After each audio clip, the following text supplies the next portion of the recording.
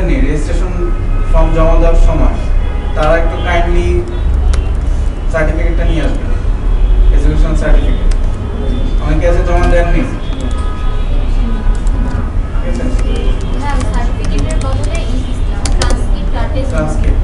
Transcript দিলেও চলবে, but সার্টিফিকেটের ফটোকপিটা লাগবে।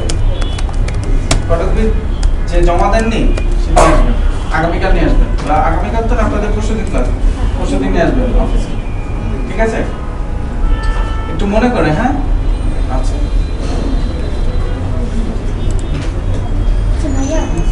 রিড কি আর রিড লাইনের মধ্যে পার্থক্য কি? রিড কি আর রিড লাইন, রিড কি দিলে যে কোনো একটা কি প্রেস করলেই সে ইনপুট নিবে, কিন্তু রিড লাইন সে একটা এন্টার না পাওয়া পর্যন্ত ওয়েট করবে। সাপোজ আমি এখানে রিড কি দিলাম, আমি যে কোনোখানে প্রেস করলে চলে যায়।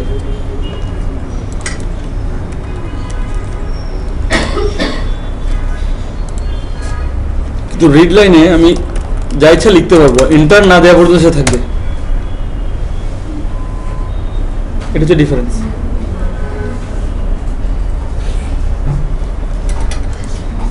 এখানে একটা ইফ এলস কন্ডিশন লেখা হয়েছে, একটা নাম্বার 10, মানে ওটা 20 এর চেয়ে ছোট হলে একটা ইনপুট দিবে, 20 এর চেয়ে বড় হলে দিবে। তো এইখানে যে কন্ডিশন, এই কন্ডিশনটা যদি ট্রু রিটার্ন করে তাহলে সে এই এই কোডটাতে ঢুকবে, মানে এইখান থেকে এইটুকু পর্যন্ত। আর যদি এটা ফলস রিটার্ন করে তাহলে সে এই কোডটা এক্সিকিউট করবে। আর আমরা এখানে এলস এর মধ্যে এলসিএফ ও লিখতে পারি, এখানে আবার কন্ডিশন দিতে পারি।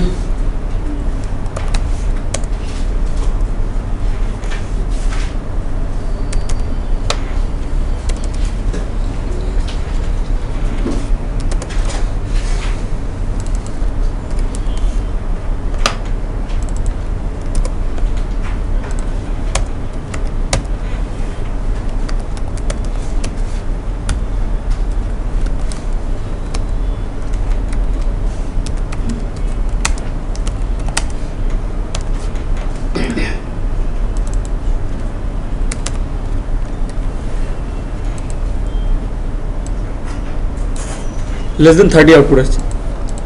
আমি দিলাম 25, প্রথমে চেক করলাম 20 চেয়ে কম কিনা, 20 চেয়ে কম না, তাহলে এলসি আসলো। এলসি আসলে আবার দেখলো সে 30 চেয়ে ছোট কিনা, 30 চেয়ে ছোট, এটা সে এই লাইনটা সে আউটপুটে দেখাইছে।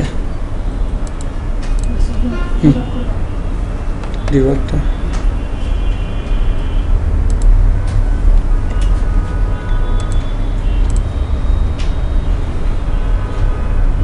আচ্ছা, আমরা যখন ডিবাগ পয়েন্টার বসাবো তখন আমরা ভ্যারিয়েবলের উপরে মাউস পয়েন্টারটা রাখলে সে আমাকে এটা ভ্যালু দেখাবে। এই যে 25, সেটার পরে আমি দেখতেছি আসলো, সেইখানে এখন ডিবাগ পয়েন্টার এই জায়গায় আছে, তার মানে সে এটা সে 25-এর চেয়ে ছোট পাইছে, এখানে এখানে এই লাইনে আসছে। এইটা এক্সিকিউট করার পর শেষ, বাইরে চলে আসছে। এই অংশটুকু আর এক্সিকিউট হয় নাই। খেয়াল করছি আমরা এটা, আমরা আবার দেখি।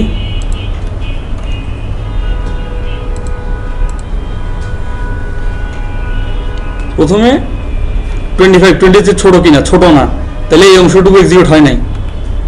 এখানে আসছে ছোট, তার মানে সে এখানে আসছে, এখন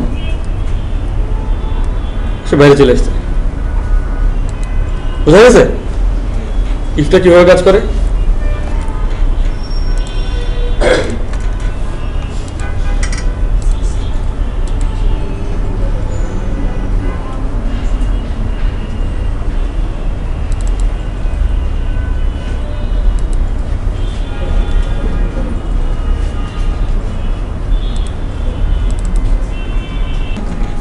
এখন তুমি ইকুয়ালিটি কিভাবে চেক করে?